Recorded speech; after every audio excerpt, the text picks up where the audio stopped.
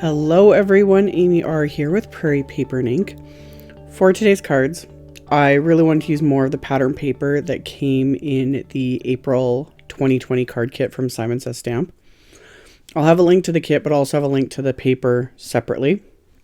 Absolutely love it.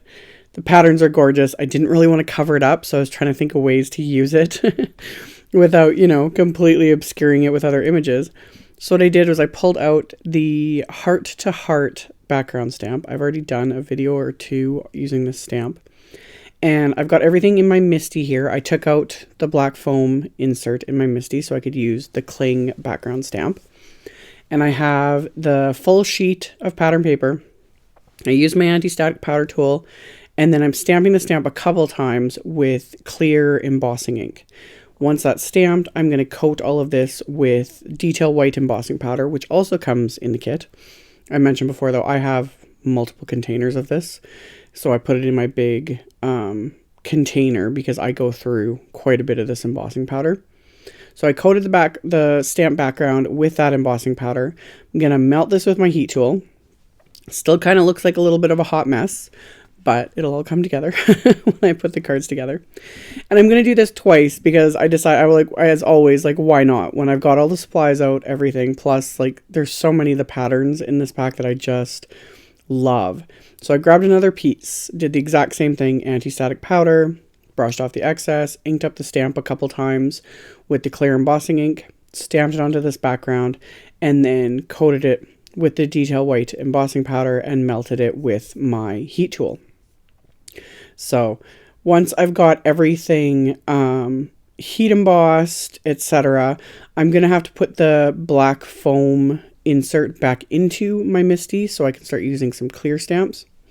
So I take the background off the lid of my MISTI, put the foam insert back on, and then I pulled out the Simon Says Stamp Just Because Word Mix 2 stamp set. So I pulled that out. And I'm going to do a bunch of these, way more than I would need. But I thought, as always, while I've got it out, why not? So this set, again, I've done a video showing using these, is two great big stamps. It's a 6x8 stamp set with just two big stamps, and each stamp has a bunch of sentiments on it. So I'm starting with black cardstock, and same process, anti-static powder, inking up the stamp with clear embossing ink. I'm going to stamp this a couple times because I want to make sure I get all of the sentiments, everything stamped good and crisp. Then I'm going to stamp it again and then coat it with that same white embossing powder, melt this with my heat tool. And since I've got it out, everything's lined up, I'm also going to stamp it with black ink onto white cardstock, which just means I'm going to have a whole ton of sentiments. And I show what I do with all of the extras because I definitely have more than I need for 2 cards. So I did the first panel, coated it with the white embossing powder, melted that with my heat tool. Once all of this is melted, I'll just quickly wipe off the stamp, and then I'm going to put white cardstock in my MISTI, and I'm going to ink up the stamp with VersaFine Clair Nocturne ink, and nearly got a perfect impression, but just had to re-ink a couple spots and re-stamp so that everything is stamped. Once I have this stamp from the set stamped and heat embossed once, stamped once with the black ink, I'm going to take the second stamp and do the exact same process. So in the end, I end up with 4 pieces of cardstock with a ton of sentiments on them. So missed a couple spots when I was inking this up, so just re-inked it, re-stamped it, and then cleaned the stamp off, pulled out the second one. And then I'm going to repeat this process. So this is definitely one of those things. In fact, I'm like, I should go in with all the other sets because there's other sets that coordinate with this. There's also the smaller word mix set with the coordinating dies.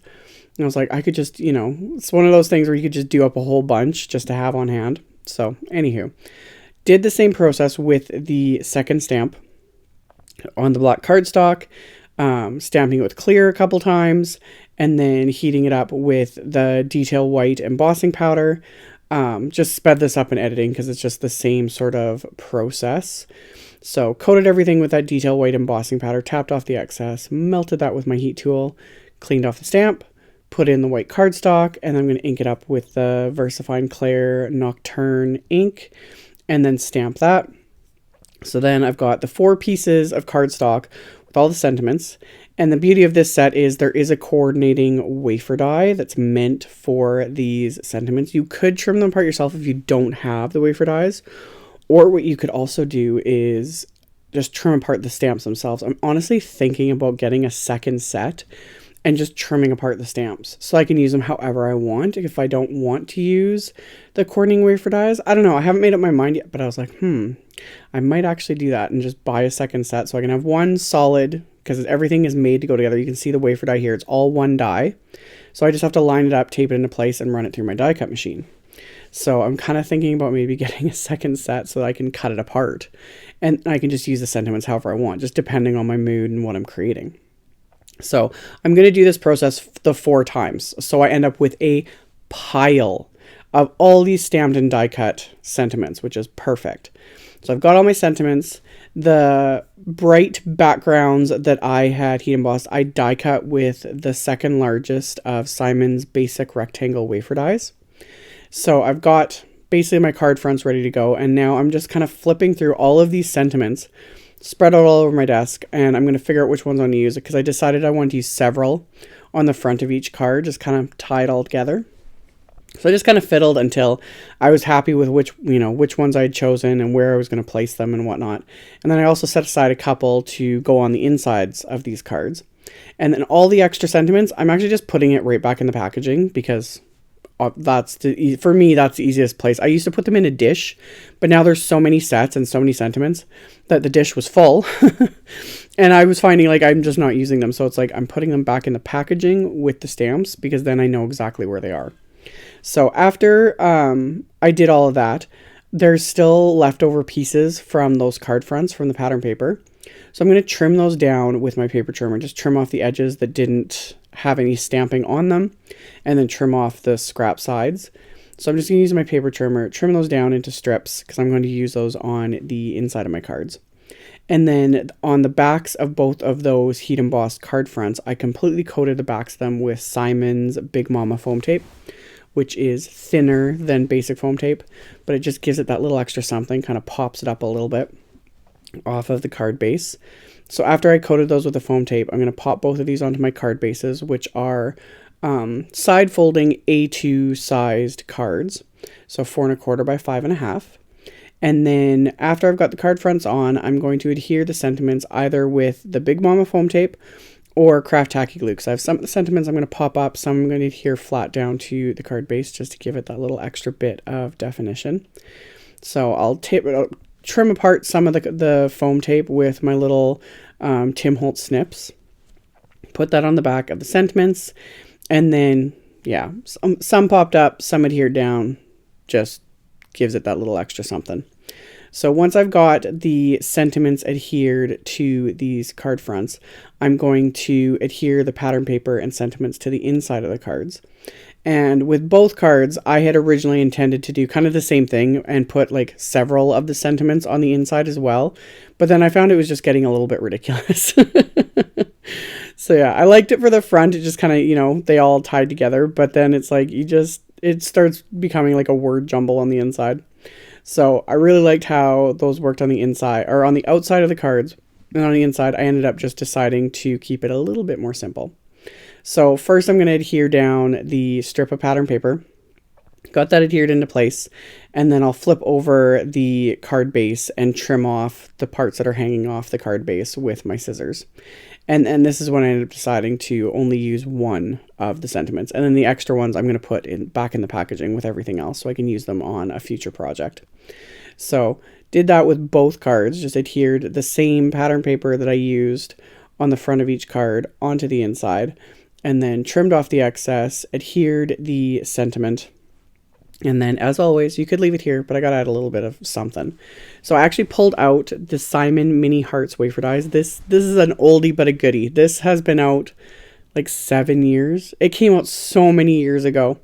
So still have it. It's still available. So I die cut more white cardstock with the wafer dies. And same thing. All the extra little hearts, I'll just put back in the packaging to use next time.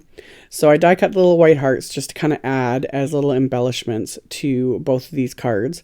And I'm going to adhere them into place with some craft tacky glue and my embellishment wand.